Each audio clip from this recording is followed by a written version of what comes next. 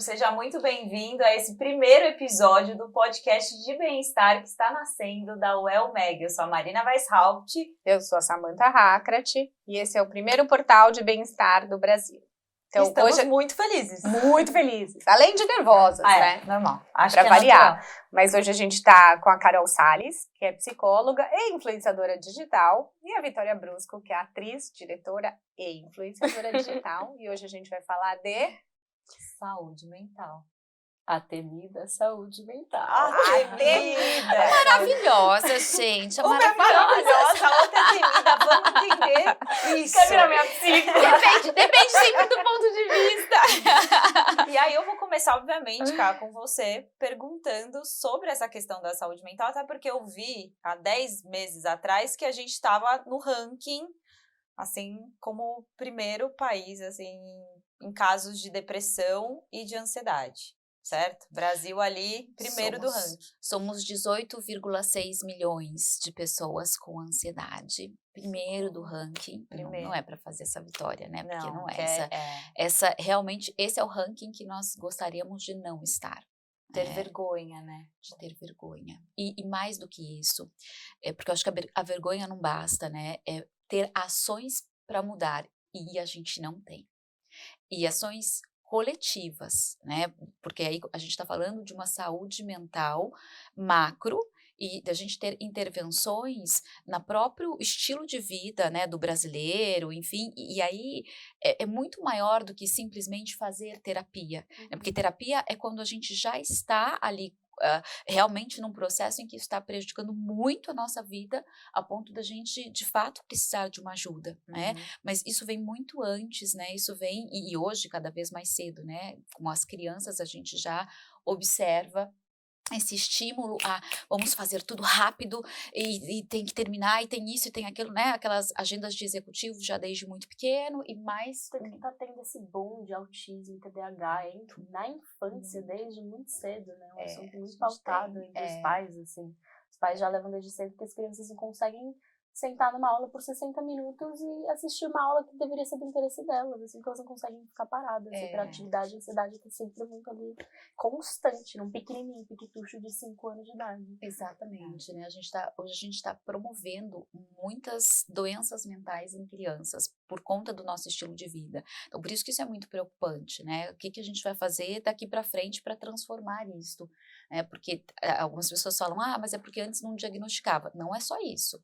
Ok, claro, antes não diagnosticava, como hoje se tem muito mais acesso ao diagnóstico. Então, agora, super diagnóstico, né? E hoje tem mais acesso à normalização do diagnóstico, assim? Então, é muita gente diagnosticada sem ser, é muita criança sendo medicada sem necessidade, né? A gente ansiosa. Exatamente. Não, e às vezes assim, a criança, ela tem uma impulsividade que é típica da infância. Então, para a criança é muito mais complexo ficar mesmo parada. E você imagina que essa criança aprendeu a ficar parada diante de uma tela. Ponto. Ela fica hipnotizada diante da tela. Ou seja, ela não foi aprendendo a controlar os impulsos, eu tô aqui brincando e eu tenho um amiguinho, então eu tenho que dar uma segurada aqui. Não, ela não foi aprendendo na interação, né? Não que ela não aprenda, ela tem interação, mas quando você fica muito na tela, isso se perde. Então, como que ela controla essa ansiedade, essa impulsividade? Ela não vai desenvolvendo isso. E aí, quando chega na escola, fica aqui sentadinha, quietinha. Não vai ficar.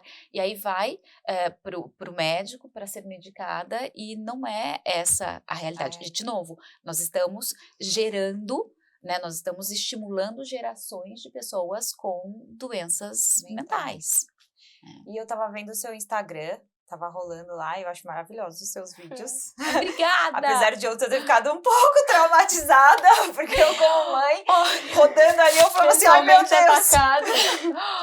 Eu confesso que esse é o comentário que eu mais tenho recebido. Ai, que bom, não tô sozinha. Mas essa semana teve uma mãe que falou assim, eu não sei se eu odeio ou se eu amo o seu Instagram, porque eu tô ficando assim, muito nervosa, né? Muito nervosa. Porque né, a gente coloca ali situações da infância e o que isso gera na vida adulta, né? E que é isso, né? Como que a gente pode prevenir, né? Tanto falando em termos de na saúde no geral, o nosso país, o mundo, mas dentro de casa, né? Como é que você faz isso? E aí a gente tem, claro, minimamente jeitos de estimular o melhor daquela criança. Quando eu digo minimamente, a gente tem um arsenal de possibilidades.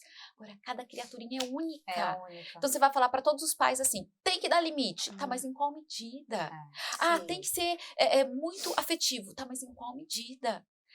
Não pode ficar no celular e tem que dar atenção para os filhos. Tá, mas em qual medida? Porque esse pai também trabalha com a rede social, né, sei lá. Então, vestir a carapuça que de qualquer forma você vai estar errando em algum ponto ou vai estar fazendo algo bom em algum ponto. Eu prefiro olhar para um lado que é assim, ninguém passa ileso pela infância. Tá. Ninguém passa ileso pela infância. Todos nós vamos trazer para a vida adulta aprendizados da nossa infância, porque senão ela não teria existido. E esses aprendizados, eles vão repercutir em ações muito produtivas, muito positivas para a nossa vida e também em limitações, né? Então, por exemplo, um excesso de proteção, né? Que você fala, proteger é importante. Em qual medida? Porque um excesso de proteção pode gerar uma pessoa adulta que se sente muito incompetente ou que se sente incapaz, fracassada, né? Então, assim, qual é a medida? Mas qual é a medida desta criança? Porque esta criança é única. Então, a gente sabe que é importante a proteção. Sim, então, pais, né? Sim, protejam. Agora, em qual medida isso é importante fazer? Né? E aí, por isso que, claro, eu digo sempre, né? Educar filhos é das tarefas humanas mais desafiadoras do planeta. Não vem com manual, né? Não vem com manual. Agora, ficar culpado, porque assim, nossa, eu vou gerar trauma, eu vou gerar trauma, não, não posso deixar chorando, porque eu vou gerar... aceitar, né? Você vai. Aceitar, você vai gerar trauma. Se você escolher ser pai ou mãe, você vai gerar trauma.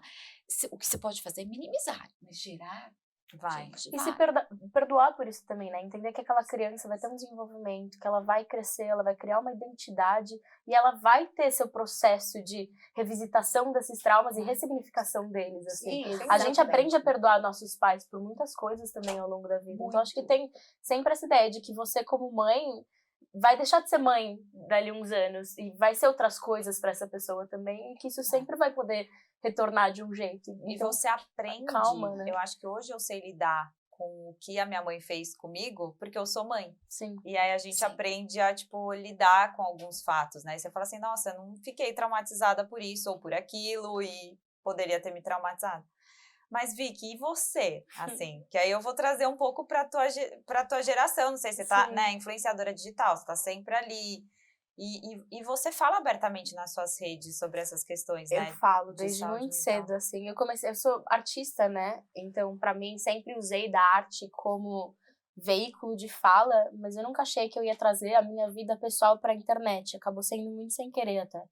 Eu cresci muito na internet sem querer, falando de da minha saúde mental, assim.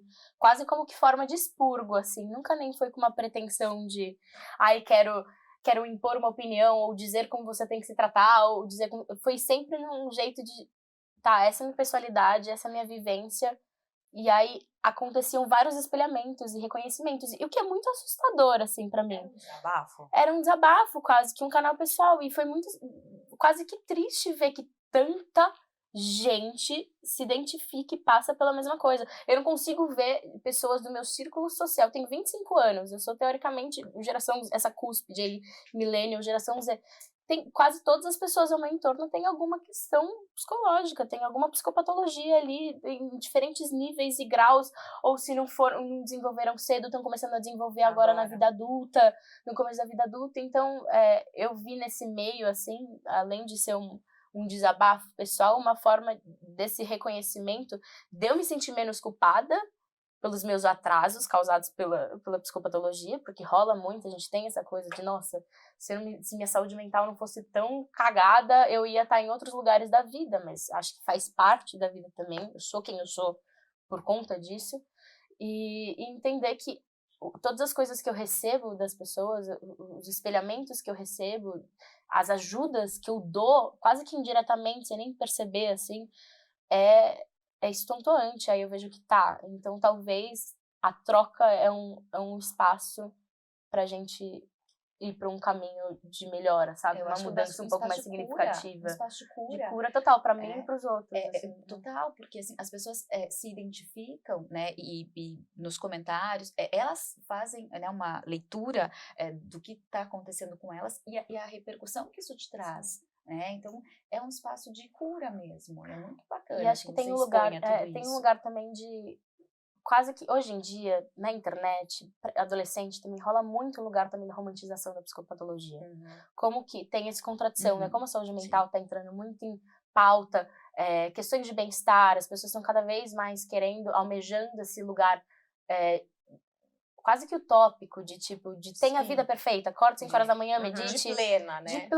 Sabe, você vai alcançar essa iluminação do seu bem-estar, quase que fosse um ultimato.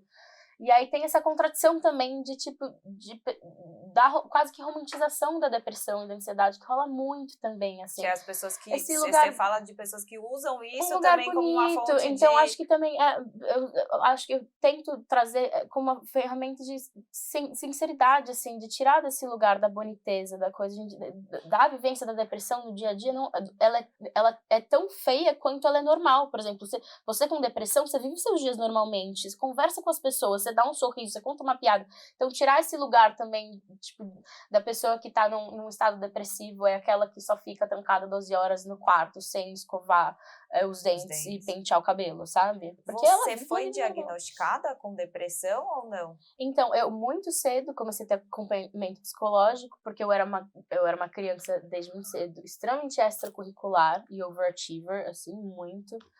Eu fazia balé clássico, eu fazia dança, eu estava em Olimpíada de Matemática, jogava futsal, então eu fazia muitas coisas e ficava muito estressada e comecei a desenvolver depressão desde muito cedo, principalmente por culpabilização de não conseguir chegar por competição e etc. Já era muito tudo isso. Você sempre foi muito competitiva? Fui muito competitiva, estava sempre em cenários muito competitivos, assim, de estar sempre...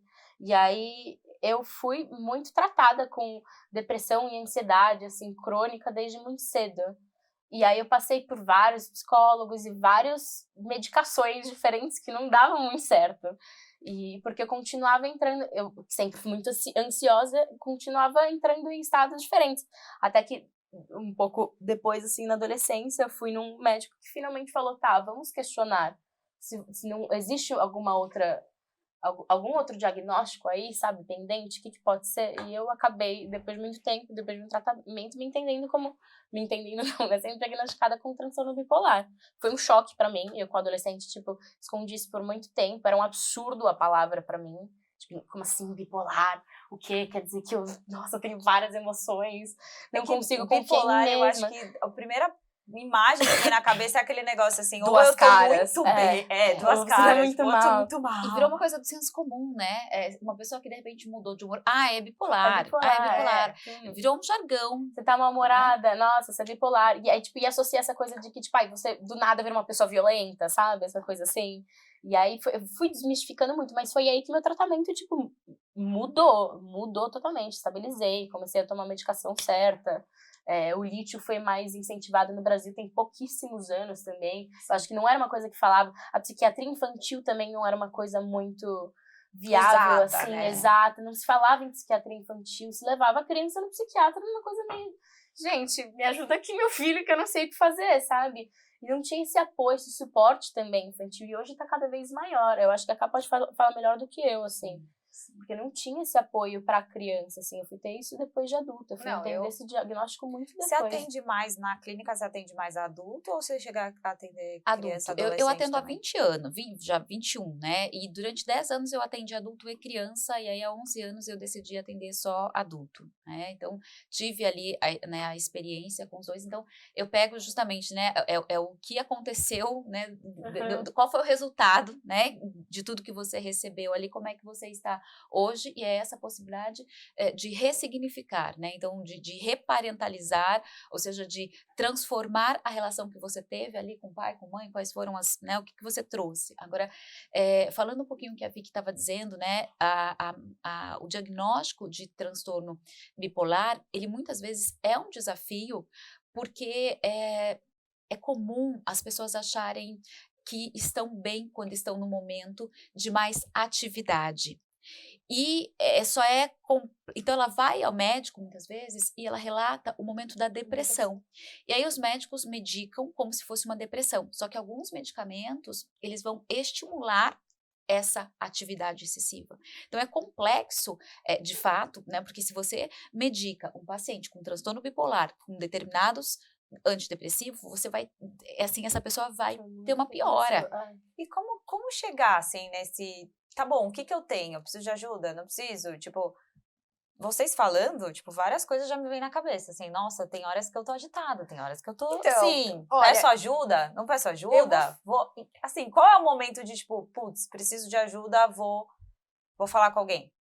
O momento, eu digo sempre assim, quando começa a trazer prejuízo para a tua vida, né? Esse é o principal sinal, né? Prejuízo para a tua vida emocional, para a tua vida profissional, para a tua vida familiar, né? E é importante a gente entender também quais são os sintomas que caracterizam aquela psicopatologia, porque é muito interessante, né? Quando a gente estuda psicologia, né? A gente começa a estudar psicopatologia, a gente fala, nossa, mas eu tenho isso, eu tenho isso, eu tenho isso, como as pessoas que veem o meu vídeo. Porque realmente é um eu tenho isso, eu tenho isso, né? é um espectro. Porque você olha, é muito mais fácil você entender pelo exemplo, né, que foi o que você falou, de você ver alguém, aí você, do que, vou pegar aqui um checklist, quem tem depressão é assim. Não, e aí entra, né, no Dr. Google e agora eu tenho isso. E não é assim, os diagnósticos psiquiátricos, eles são muito demandadores, porque diferente de outras áreas da medicina, eles não têm um exame que você faz e fala, aqui, era transtorno bipolar. Não tem, isso é porque é um exame clínico, é história familiar, né? Então você tem que buscar outros caminhos que não sejam, dá para a pessoa simplesmente fazer uma ressonância, tirar uma radiografia, você não vai ter esse diagnóstico, né? Então, colocar isso, por exemplo, num Google, né? Eu tenho isso, que é comum, às vezes chega no consultório, a pessoa, eu já sei, eu sou borderline, eu sou... E assim, não é, porque esses diagnósticos, às vezes, a gente chega a levar 5 anos para, de fato, diagnosticar. E conversando com familiares, porque só a pessoa, ela tem uma percepção de determinada psicopatologia, mas é importante você também observar o entorno daquilo, né? E, por exemplo, no transtorno bipolar, uma coisa que, né, alguns sintomas que são comuns, a pessoa sente uma grandiosidade, uma autoestima elevada, ela consegue fazer tudo, e ela tem ideias assim que, nossa, tudo vai dar certo, ela vai conseguir tudo e tal, e aí ela tem muitos pensamentos, então nesse momento ela se sente absolutamente produtiva, por exemplo, e aquilo não parece um problema. Mas é meio doentio, realmente, tipo, hoje eu consigo ver os meus tempos de euforia, porque assim, eu sou uma pessoa naturalmente eufórica, eu sou, gosto de falar, sou comunicativa, então é muito fácil comunicar, ela é ansiosa, etc, tá num estado de euforia, mas eu vejo hoje, olhando pro passado, são momentos de completamente autodestruição, em que você ficava 48, 72 horas acordada, sem nenhuma necessidade de dormir. Não tô cansada, não preciso dormir, tô ótima. Mas era tipo uma exigência com você mesma? Não, é quase que um estado alucinante, assim, de quase que uma megalomania egocêntrica, assim. De eu sou capaz de qualquer coisa, tudo bem se eu gastar dinheiro, tudo bem se eu agir total sobre a minha luxúria e não ter nenhuma privação do meu conforto sexual, porque você perde até o parâmetro, assim, um pouco do... Sim, eu entrava em estados autodestrutivos, assim, e aí é muito porta de entrada para abuso de álcool, abuso de droga, comportamento nocivo. Então você entra num estado que pra você só tá, tipo, muito agitado e fazendo tudo que você quer ao mesmo tempo, e aí você não dorme, você não come, você não precisa, porque você não precisa, você acha que não precisa disso, e quando você vai ver, passou-se uma semana, você tá um caco, e é muito fácil dali, é muito rápido do nada ir pra um episódio depressivo brusco, assim, abrupto demais, em 2 segundos passa dessa alucinação egóica, que quase que dionisíaca, e vai pra esse mundo submerso, e você não compreende muito, assim, você vai desse eu sou um deus pra eu sou um lixo quase que em 5 minutos. E tem gente, e a gente fala que é um espectro realmente, porque assim, hoje eu tô tratada, etc, tenho uma vida muito mais estável, ainda tenho meus picos de euforia e tal, mas fica numa estabilidade muito maior, e a gente vai lidando com terapia e tudo mais.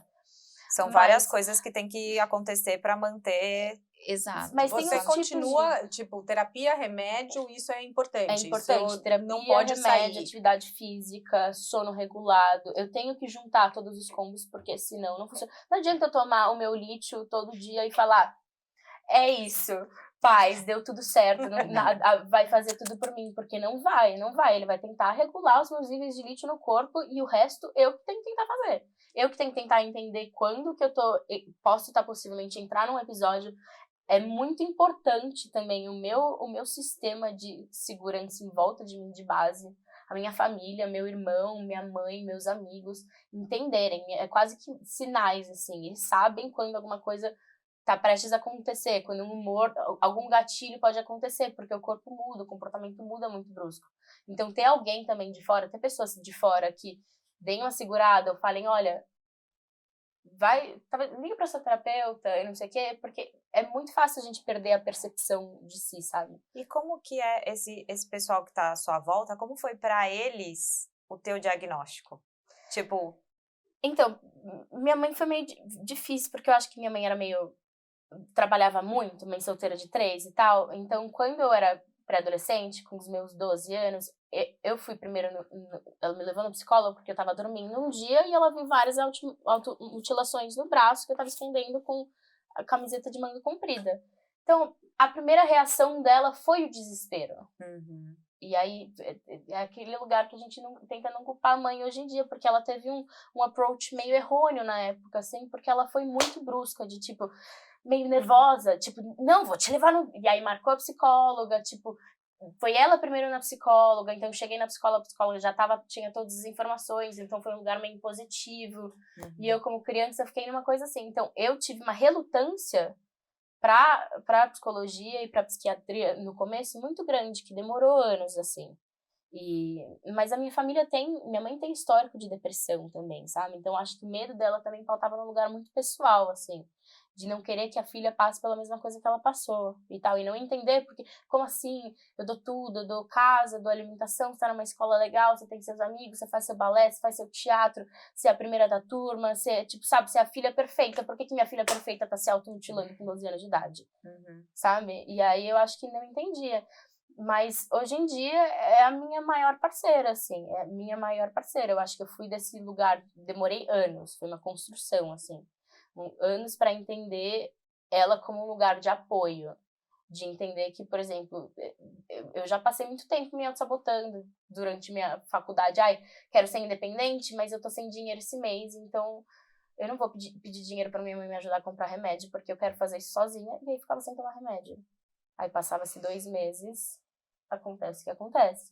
Então, entender que o outro tá nesse lugar, a família tá nesse lugar pra tá como um lugar de base pra te segurar, porque te vai ter que lidar com isso pela vida inteira. Não vai, talvez melhore, talvez amenize, talvez passe até, mas você vai ter que lidar isso por muitos anos. Exato.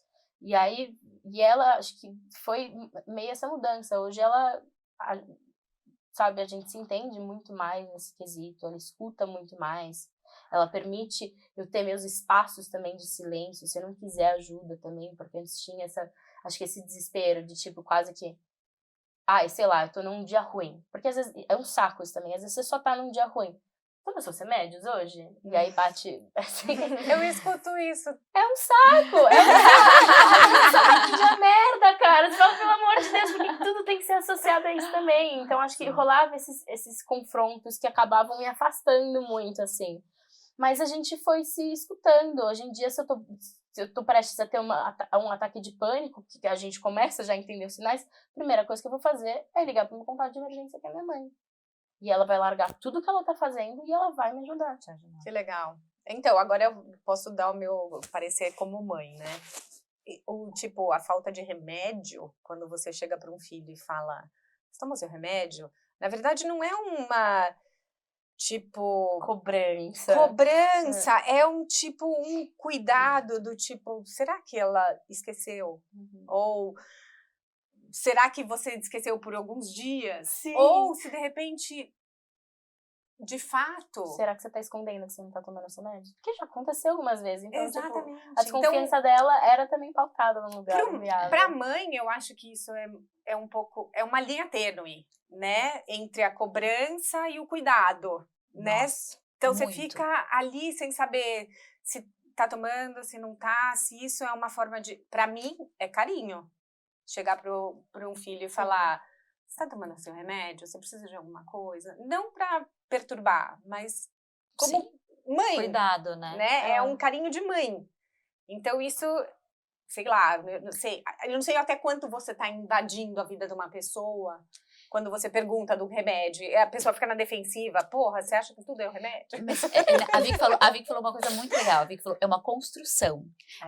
Então, olha a história da Vicky, que assim, né? Ela não tinha a mãe como esse lugar, ela não ocupava esse começou lugar de apoio, sem apoio total. Sem apoio, e muito pelo contrário, começou com um grande susto, que é normalmente o que acontece, por exemplo, quando uma mãe se depara com uma atitude de automutilação, enfim.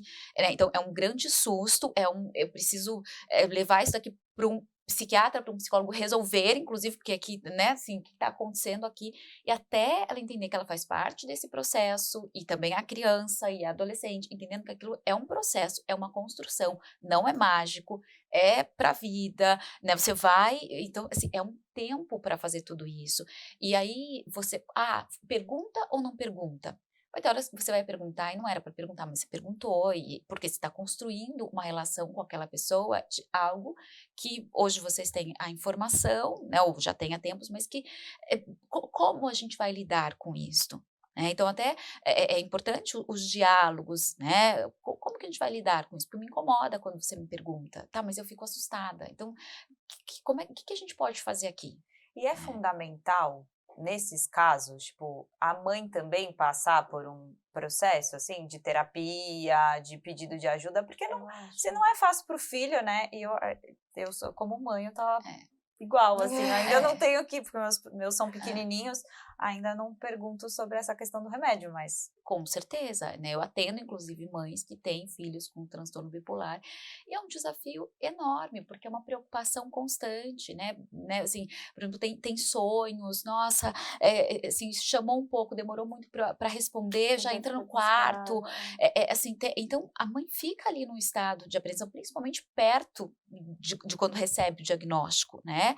E, lógico, essa atenção pode permanecer, persistir, mas principalmente logo que recebeu o diagnóstico, é importantíssimo que ela faça terapia, né, porque para ela entender também esse processo, buscar informação, né, ler, hoje a gente tem um monte de livros, né, para familiar mesmo, para entender o que é aquele processo, a gente tem muita coisa na internet, enfim, é importante esse familiar para que ele seja esse apoio externo, de ajudar a pessoa a identificar, porque é exatamente como o Vicky está falando, né? Principalmente quando você ainda não teve o processo de psicoeducação, para você perceber o que é que acontece no seu corpo, você não sabe quando vai disparar, você não sabe qual é o gatilho, e alguém de fora, sabendo de tudo isso, pode ser de fato uma figura fundamental. Aliás, pode não, é uma figura fundamental.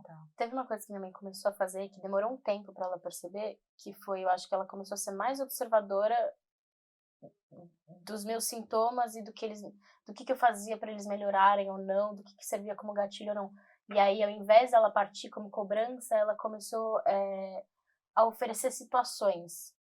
Então, por exemplo, se ela me via se ela via que eu tava entrando numa deprê, não tava querendo sair, já tava nessa uma semana, não sei o quê, ela ia e criava uma circunstância, tipo, cara, tem aquela peça que você gosta muito, aquela atriz que você gosta muito, que vai estrear tal peça, peguei ingressos, não sei o que, você quer ir comigo? Quase que num lugar que você sabia de, tipo, você tá perguntando se eu tô bem, né, no fundo. Só que sem perguntar. Porque ela sabia, se ela chegasse pra mim e falasse, você tá dormindo muito, você não tá saindo, você tá bem? Eu já ia jogar a porta na cara dela e falar, não te interessa!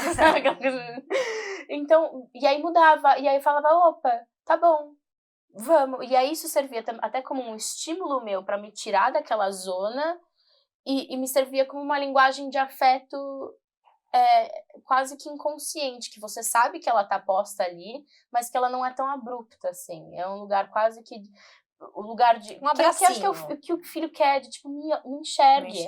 Não chega no confronto, né? Enxergue Chega como eu me no comporto. abracinho. Me enxergue o que eu preciso também. Porque a gente nem sempre... É muito difícil pra gente falar. Mas se a gente fala pros nossos amigos, pra vocês, o que eu preciso, o que eu quero agora. É muito mais difícil a gente colocar pra uma figura paterna e materna o que a gente precisa, o que a gente quer. Porque a maioria das vezes a gente não sabe. E às vezes, a maioria das vezes, a gente vai querer expressar isso de um outro jeito. Às vezes, eu lembro de, tipo, muitas vezes que eu tava muito mal, chorando no quarto quando eu era mais nova, tipo, aos prantos. E eu falava, cara, e se eu chorar mais alto, será que minha mãe escuta e vem no quarto? Porque ela escutou eu chorando? O que seria muito mais simples ir no quarto da mãe e falar, cara, eu tô mal, vamos conversar, me ajude? Não. A adolescente quase que quer que a mãe deduza, né? Imagine, leia os seus pensamentos. Mas é porque eu acho que essa construção de observação, assim, porque com ela também, minha mãe tem seus pontos de depressão, assim, muito grande ao longo da vida. Hoje em dia ela tá muito melhor, não toma mais antidepressivo nem nada. Mas eu acho que essa troca de observatório, assim, de um pouco de, ok, o que eu preciso agora e como que eu peço isso de uma maneira que não seja também tão invasiva, sabe? Que eu não vou receber um não de cara, ou que eu não vou receber uma cobrança de volta, e que seja um lugar mais fraterno, porque às vezes a gente quer um lugar mais fraterno, mais quase como se fosse de amizade mesmo, assim, né? É muito difícil separar essas relações que a gente tem, são muitas relações, muitas camadas de relações com a mãe. Mas, realmente... E exatamente, né? Eu gosto dessa palavra construção e observação, né? Quando as pessoas me perguntam, mas qual conselho você daria para pais, né? Eu sempre falo, o principal deles é a conexão. Olha para tua criança, né? Eu falo, olha para a criaturinha que tem em casa, olha para essa criatura. Porque essa criatura, ela não vem com manual de instrução, agora ela te dá indícios. Ela te dá alguns indícios, se você estiver atento a como é que ela funciona. É fácil isso? Claro que não. Ainda mais né, os pais trabalham fora, enfim, tudo isso. Mas essa criatura, ela dá alguns indícios que se você se colocar no lugar de observadora, você vai construindo esse diálogo, né, porque você vai encontrar fontes que funcionam com aquela criança e com aquele adolescente, com aquele adulto. Isso é uma construção. A própria automutilação na infância, né, que é muito recorrente, assim, entre crianças, não precisa nem ser mais adolescente, mais infanto-juvenil, assim, ser criança de, tipo, 10 anos de idade, que vem essa onda de querer se automutilar, quase como que um aviso. Ela tá passando por algo, ela não entende o que ela tá sentindo, ela não entende a dimensão daquilo. Qual que foi o gatilho, assim, pra eu automutilação? acho que tinha muita coisa na internet, primeiro, assim, vendo uma geração que a internet estava dando um boom, a coisa do Tumblr, esse lugar os jovens começaram a dividir experiências na internet desde muito cedo. Então era uma coisa muito recorrente entre nós, assim, não foi uma coisa que partiu de mim, acho. Acho que teve um lugar de influência recorrência muito grande. Da mutilação. Sim, entre os jovens era muito grande. E era esse lugar de quase que tipo um âmago, de não quero estar aqui, não quero. É uma dor, assim, que estava na juventude muito grande, que não conseguia encaixar a dimensão de onde que ela vinha. Conseguia canalizar meio direito por que ela tá vendo. E ela vinha, acho que com um respaldo de atenção mesmo. Quase como se eu quisesse que, ok, a criança se mutila, mas ela se mutila pensando com o que ela vai usar para não machucar tanto, onde que ela vai fazer para não aparecer tanto, ou onde que ela vai fazer para aparecer o suficiente. Mas isso é consciente? Não tanto, eu acho. Hoje em dia, sim, né? Hoje em dia eu olho para trás, assim, como repertório, e eu vejo tudo muito mais claro. Mas na época eu acho que não era. Era só mais uma coisa de, tipo... Só quero... Aliviar alguma coisa. E é vicioso. Eu acho que há uma liberação de dopamina por conta da dor e etc. Do alívio depois. E aí depois você continua tendo uma recorrência disso, assim. Mas eu acho que é realmente pautado muito na necessidade de escuta, pedido de aviso de alguma coisa. Não necessariamente que a criança está depressiva, que ela está triste, mas ela está pedindo alguma certa atenção para algo, assim, alívio de alguma coisa. Tá, deixa eu te fazer uma pergunta. Quando você começou no mundo digital e vê essa positividade tóxica, né, que hoje dizem tanto, né? A gente você precisa ser plena, meditar, então Acordar essa 5h30 da plenitude. manhã. É uma imposição da felicidade. Você tem que ser feliz, né? Você tem que estar em Exatamente. você tem, é isso. Você Exatamente. tem que ser feliz. Mas quando você está aberta para o público, no mundo digital, ver todo mundo fazendo isso num momento que você não consegue fazer isso, como foi para você isso? Muito torturante. Eu tento ser honesta comigo mesma, assim. Foi muito difícil entender isso pra mim, porque eu trabalho com a minha imagem, sou atriz, sou modelo, então eu tentei muito tempo passar a plenitude da vida, assim. E nada acontecia comigo na internet. No momento em que eu passei a ser sincera, as pessoas começaram a me ver de um outro jeito, até mais bonita, até, sabe? E o meu valor na internet foi dado pela minha honestidade. Por se diferenciar. Eu tenho até um vídeo no TikTok que chama Cansei de Ser Aquela Garota, porque tem essa coisa de tipo, como passos para se tornar aquela garota, sabe? Quase como se... E, gente, não é nem algo que vai te fazer... Pelo menos eu, pessoalmente, não vai me fazer plenamente feliz. Eu tô me sentindo forçada. Eu já tive esse lifestyle e eu adoeci. Desenvolver transtorno alimentar, e N coisas. Então, é muito me questionando, assim, a minha força na internet vem pela honestidade, de quando eu tô bem, eu tô bem, e quando eu não tô bem, eu não vou estar bem. E eu não me forço, porque eu acho que tem essa cobrança, trabalha com a internet, então você tem a cobrança da constância, né? Vocês têm que estar ali se apresentando, porque senão daqui a um mês você é facilmente esquecível, você é facilmente substituível, e as pessoas vão e eu não quero entrar nesse lugar corroborando com essa toxicidade da internet, que é realmente seja aparente, mostre, viaje, esteja em todos os lugares ao mesmo tempo, essa onipotência, essa onipresença que quase que demandam de você. É uma assim. coisa que é uma cobrança não só da internet, né? A gente estava falando antes de começar aqui o podcast, é uma cobrança de trabalho, é uma cobrança atual, tudo, assim. Você tem que estar com a roupa que é trend do momento, que a trend vai passar daqui a um mês, você tem que estar viajando para os lugares que estão que é trend no momento, porque ele muda também. As férias desse ano novo, que todo mundo vai, não vai ser o mesmo lugar do ano que vem. Sabe? Então tem esse lugar, assim, os festivais, você tem que ir todos, tem 30 festivais de música no mês, você tem que ir todos, você tem que estar presente, essa coisa do FOMO, de tipo, estar perdendo, fear of missing out, né? Estar perdendo a vida porque você não está em todos os lugares que todo mundo. Eu acho que o meu lugar também é um pouco, como presença na internet, eu quero que seja como freio disso. De falar, que é um outro transtorno, né? Exato. Eu acho que, né, eu digo sempre assim, né? Um dos grandes componentes para você acabar com a sua saúde mental é se comparar, né? Assim, não existe, assim, esse assim, maravilhoso, é talvez o mais indicado para isso, né? E aí imagina, antes não existia, né? Quando não existia internet, com quem que você se comparava? Era com o amiguinho da escola, era um núcleo pequenininho, né? Com seu vizinho, era, né? E você não sabia, era, né? Se morasse em cidade pequena, você ia saber o núcleo. Hoje não, hoje você dá um clique, você se compara com o universo inteiro. Então esse estímulo para comparação hoje, ele é muito maior do que foi em gerações antes da internet, né? E aí, por exemplo, na adolescência, quando justamente é o momento da diferenciação, porque imagina, se faz um impacto na nossa vida adulta, pega lá, adulto, imagina na criança, imagina na vida de um adolescente que precisa se diferenciar, tá no momento de se diferenciar do pai e da mãe. Aquilo dali é extremamente nocivo, né? Pode ser, justamente porque poucas pessoas postam a verdade. Poucas pessoas são nessas, as pessoas vivem de filtros. E essa vivência de filtros, ela distancia, e aí ao mesmo tempo que, né, você está distante, você quer aquilo, ela cria desejo. Você se distancia e cria desejo. E esse lugar, né, de eu não sou aquilo, mas eu desejo aquilo, é justamente para desenvolver diversos transtornos, né? Assim, se a gente falar, o mais leve é a ansiedade, mas ela vai desenvolver coisas muito mais graves. E aparece muito, né? Eu lembro quando eu era adolescente, eu desenvolvi transtorno alimentar justamente por causa disso. E sendo que na época nem tinha tanta essa aparição. Só vendo revista na internet. Era tipo, era uma coisa assim, vendo os amiguinhos do lado. Tipo, realmente, eu tava fazendo intercâmbio, meu gatilho foi, não quero voltar gordinha pro Brasil. Sim. E aí não voltar gordinha pro Brasil, tipo, Enfim, imagina agora que é um non-stop, né?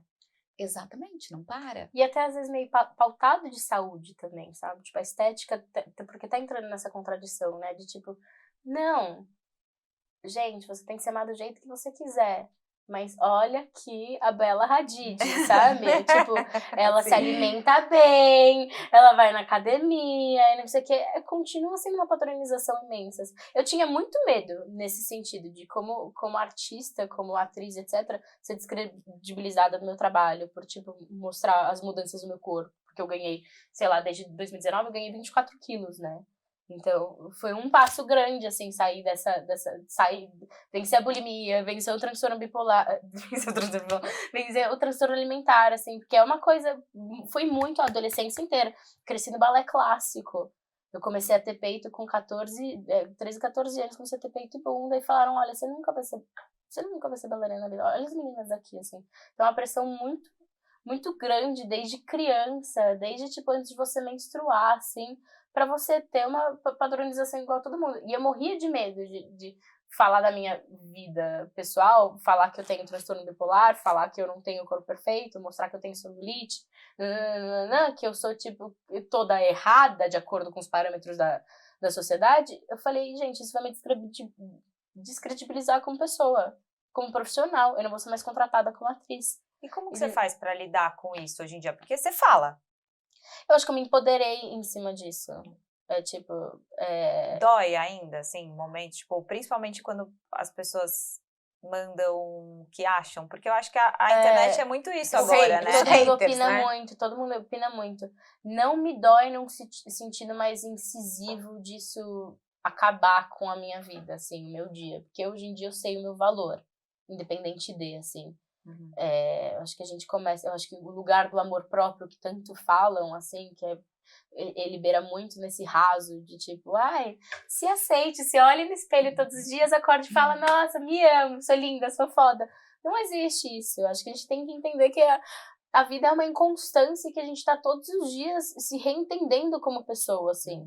Então, acho que o lugar que eu entendo como amor próprio é entender o meu valor como ser humano, independente de como eu sou, como eu estou naquele momento.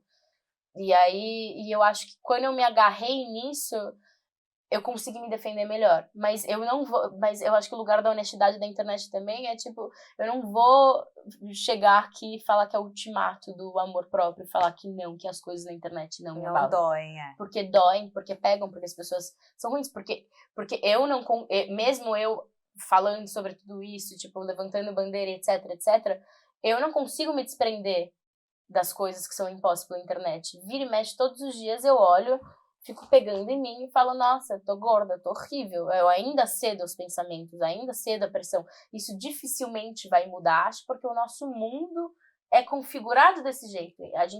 Todos os dias a gente acorda, escova nosso dente, faz xixi, pega o celular, começa a deslizar, e é uma enxurrada de informação. Então é muito difícil sair totalmente desse pensamento de que... É o se trabalhar constantemente, né? Eu acho isso que a Vicky vive, todos nós vivemos. Todos. É uma era de você olhar ali o tempo todo e ver, nossa, fulano tá fazendo um curso, nossa, fulano tá viajando, nossa, fulano tá não sei aonde. Até por outras histórias, tipo, culpabilização do descanso, gente. Tipo, você fala, tô exausto, trabalhei igual um corno a semana inteira, vou tirar o meu sábado pra descansar, que é uma coisa normal. Digna. Era. Hoje em dia, acho que o normal tá assim, não, tem que ser segunda a segunda. E aí você fica o dia inteiro assim, ó, culpado. Nossa, as pessoas, tem gente trabalhando agora, nossa, eu devia responder aquele e-mail, nossa, eu devia fazer tal coisa. Assim, e aí seu corpo tenso, você não descansa nada que você tinha que ter descansado, ou seja, você não descansa, você desperdiçou o seu dia que poderia ser hoje o trabalho de descanso, desperdiçou ele era porque o mundo te impõe como que seu comportamento deve ser, não só como seu corpo deve ser, como seu comportamento consigo mesmo deve ser. Quanto tempo você tem que dormir, sabe? Tipo, se você dormir mais de 8 horas, você é um vagabundo, você é preguiçoso. Não você, tipo, realmente precisa naquele dia, seu corpo às vezes precisa de 10 horas de sono. Sim. São muitas ditaduras, né? É a ditadura da beleza, é a ditadura da felicidade, é a ditadura da produtividade. E você tem que ficar atendendo a tudo isso o tempo todo. O tempo inteiro. É cansativo, né? Chega a ser exaustivo. Exaustivo, né? Eu diria, é exaustivo, é mais do que cansativo. E assim, uma das coisas que eu falo que me fez bem vir pra UEL e trabalhar com a UEL, estar com a UEL, é essa questão Por minha causa, fala a verdade. Também. Por sermos gêmeas de alguma outra encarnação. Mas foi justamente por essa coisa de, tipo, nossa, dá pra ter uma qualidade de vida. Eu sou uma pessoa que me cobro muito, então eu sou essa pessoa que, tipo, no sábado fala assim, mas eu podia estar respondendo isso e-mail, né? Por que eu tô aqui curtindo com os meus filhos? Eu fico me cobrando, assim. E uma coisa que eu e a Sá, a gente sempre fala da UEL é que a gente quer trazer o bem-estar como uma forma preventiva à questão das patologias, né? Sim. Que nessa era, não sei se a gente está indo para um lado de piora da saúde mental, enfim, tem essa tendência por conta da tecnologia.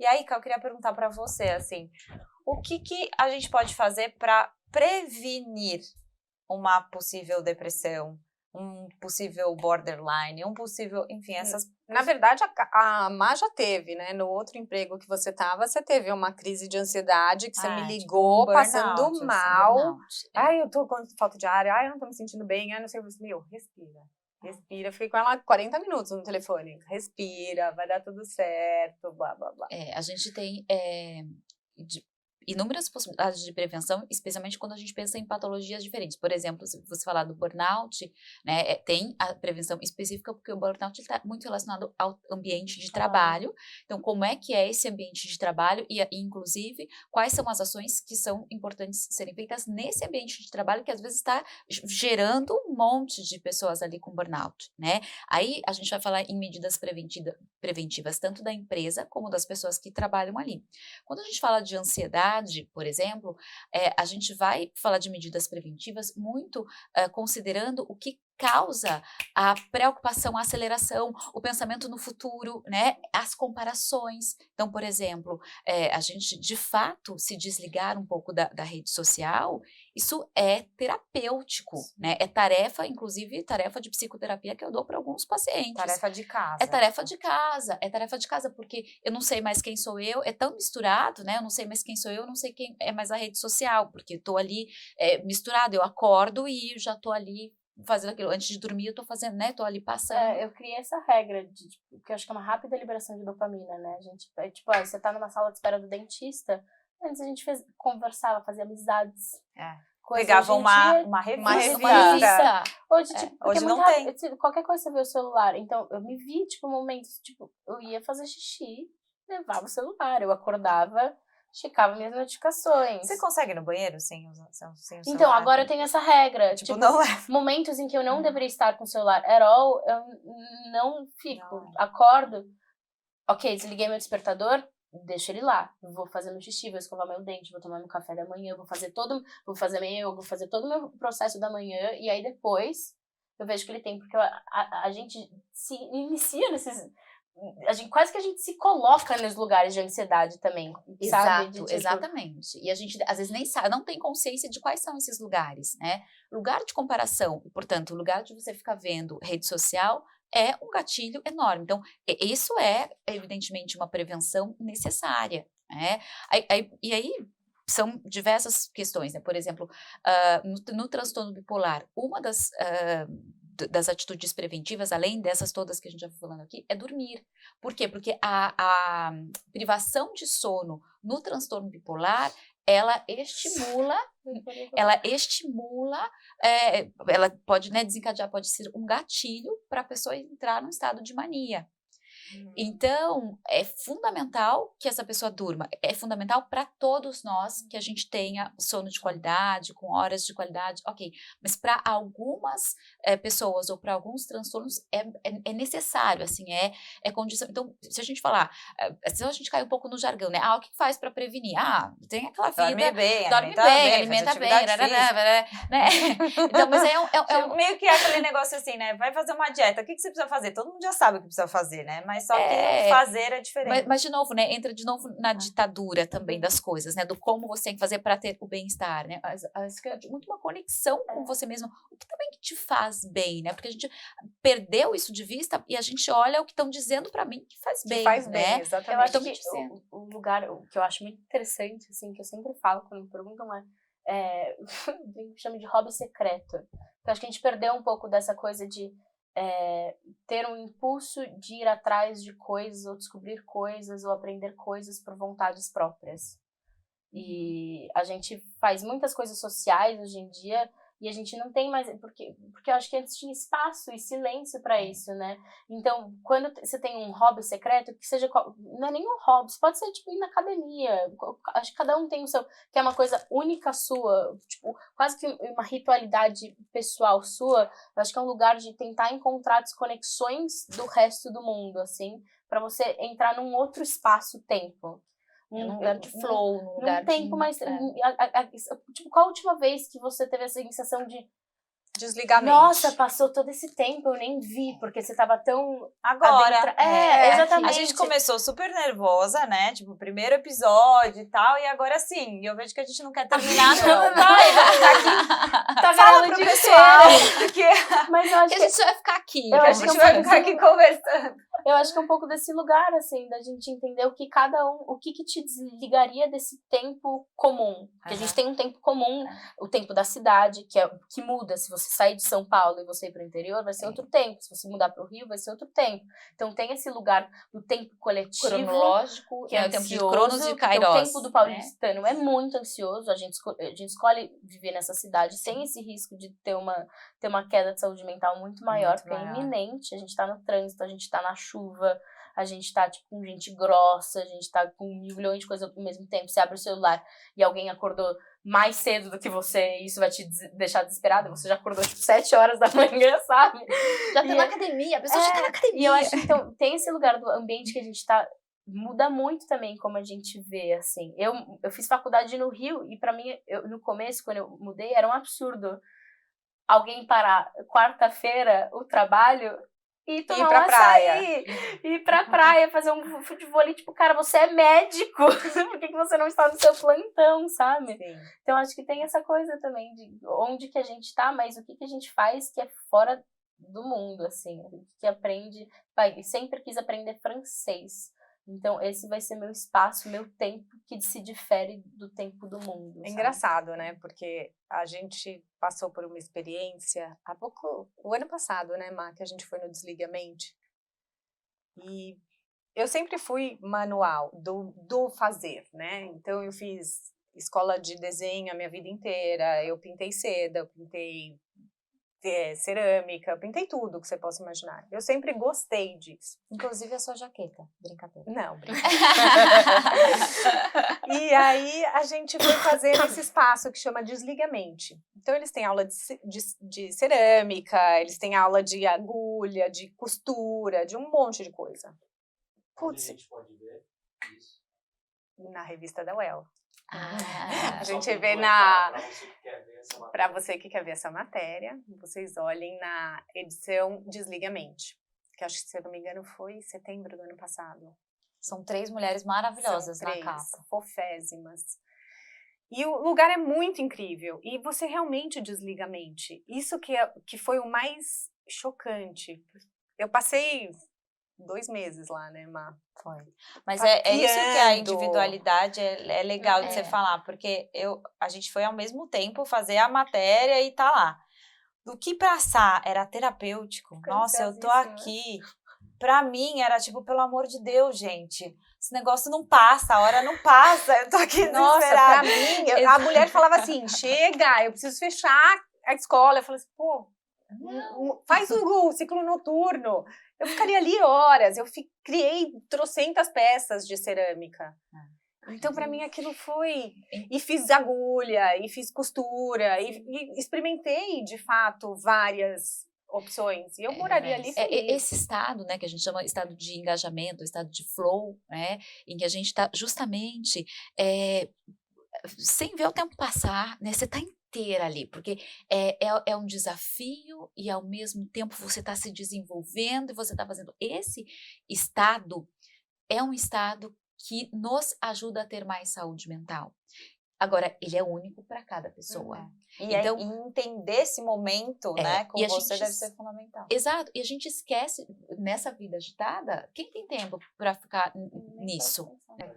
Pensando no pilar de corpo, mente e espírito, o quanto a espiritualidade faz parte de um auxílio à depressão? Ou se não existe essa conexão, enfim. Fé, religião, né? Acho que é um apego, independente, né, de sim. qual religião. Ou...